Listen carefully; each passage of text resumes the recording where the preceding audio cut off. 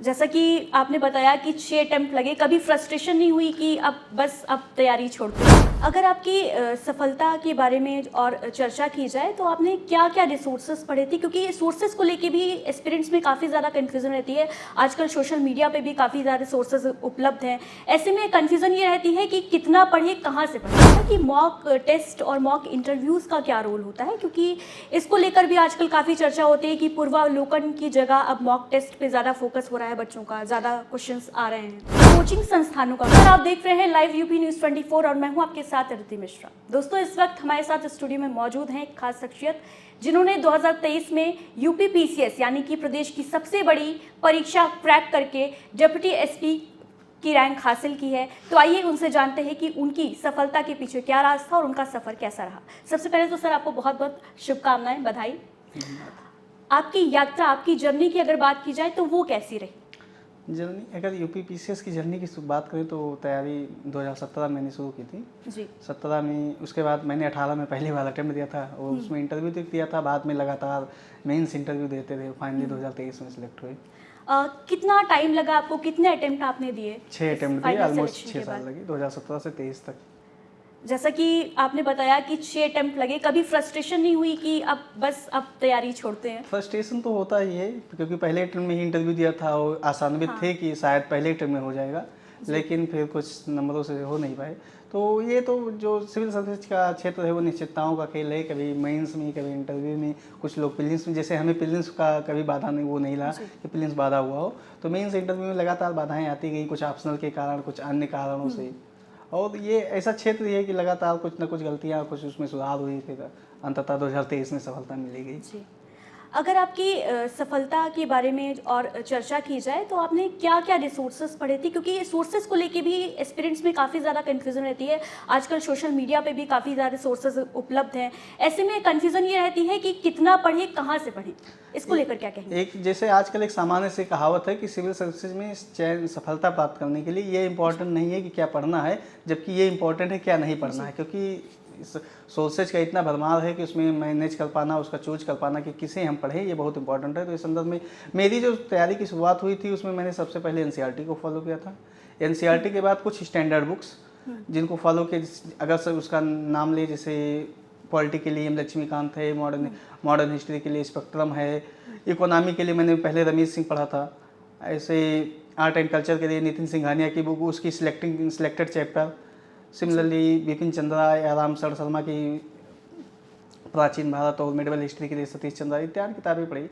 इस संदर्भ में मैंने वही जो सोर्स फॉलो की जो ज़्यादातर लोग फॉलो करते, मैंने बहुत अन्यथा चीज़ें नहीं पढ़ी। पीवाईक्यू का खूब मैंने इस्तेमाल किया, उसमें भी केवल यूपी पीसीएस के प्रीवियस ईयर साल पेपर जी। इसमें मैंने पूर्वावलोकन को नहीं पढ़ा, क्योंकि पूर्वावलोकन में होता यह है कि उसमें और सब स्टेट के होते हैं क्वेश्चन, जिससे उसका जो लेंथी होती है बुक वो कुछ ज़्यादा ही बल्कि हो जाती है, जिससे बार बार रिवीजन कर पाना थोड़ा दुष्कर हो जाता है।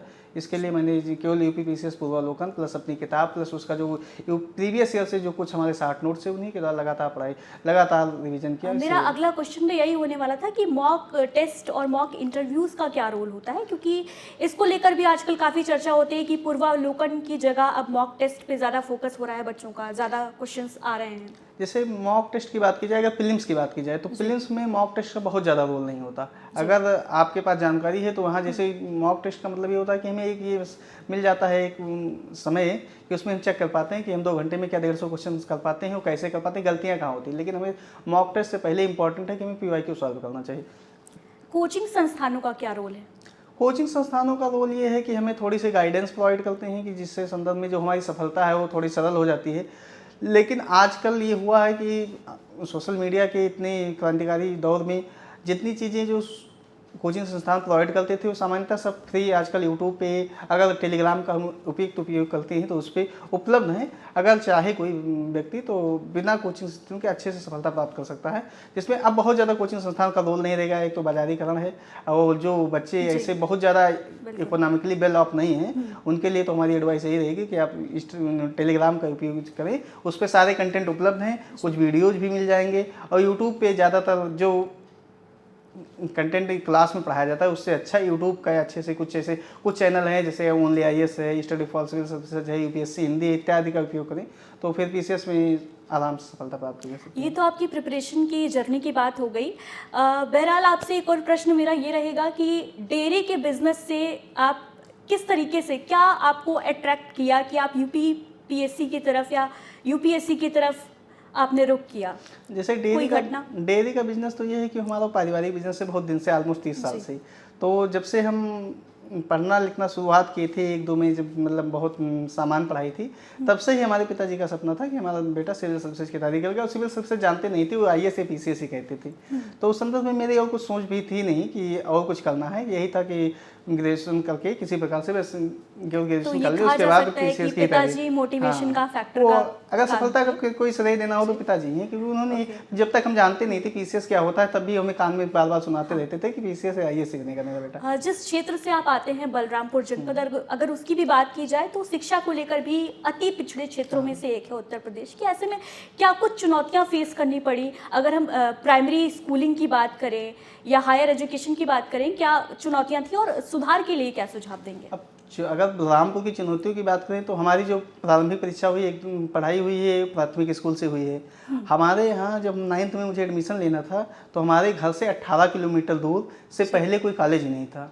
यानी अगर हम उतरौला पढ़ेंगे, हम पढ़े उतरौला अपने घर से, तो वहाँ से 18 किलोमीटर था जो MY उस्मानी इंटर कॉलेज है, या बलरामपुर पढ़ते तो भी 17-18 किलोमीटर था। यानी अगर मुझे पढ़ने जाना है तो 9th के लिए तो कम से कम मुझे 18 किलोमीटर जाना, 18 किलोमीटर रोज जाना पड़ता था। यानी 36 किलोमीटर हम रोज साइकिल चलाए हैं। यानी तो आपकी जो स्ट्रगल है वो काफ़ी ज़्यादा रहा। इसके अलावा बलरामपुर की अगर बात की जाए तो वहाँ पे बाढ़ग्रस्त क्षेत्र भी काफ़ी ज़्यादा है। बाढ़ की वजह से भी एजुकेशन में काफ़ी प्रॉब्लम्स होती हैं। वो बाढ़ एक ऐसी बात नहीं कि सीजनल है। बहरहाल सौभाग्य ये है कि हमारे क्षेत्र में जहाँ हम रहते हैं वो ये कुआनो नदी है, उसके कारण ये होता है कि कुआनो नदी वहाँ से जो निकलती है तो पानी सारा ले जाती है सिद्धार्थनगर में। तो वो हम लोगों को, हमारे क्षेत्र को बाढ़ से बचा लेती है।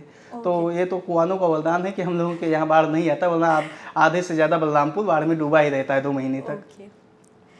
तो ये थे हमारे साथ सनी जी, जिन्होंने डिप्टी SP के पोस्ट पर जिनका चयन हुआ है और बड़ी सफलता हासिल की है, क्योंकि जिस तरीके से आपने देखा है इन्होंने एक अति पिछड़े जनपद से ये आते हैं और ऐसे में प्राइमरी स्कूल से एजुकेशन हासिल करके और इस मुकाम तक पहुंचना एक अपने आप में बहुत बड़ी उपलब्धि मानी जा सकती है। दीजिए इजाज़त, नमस्कार।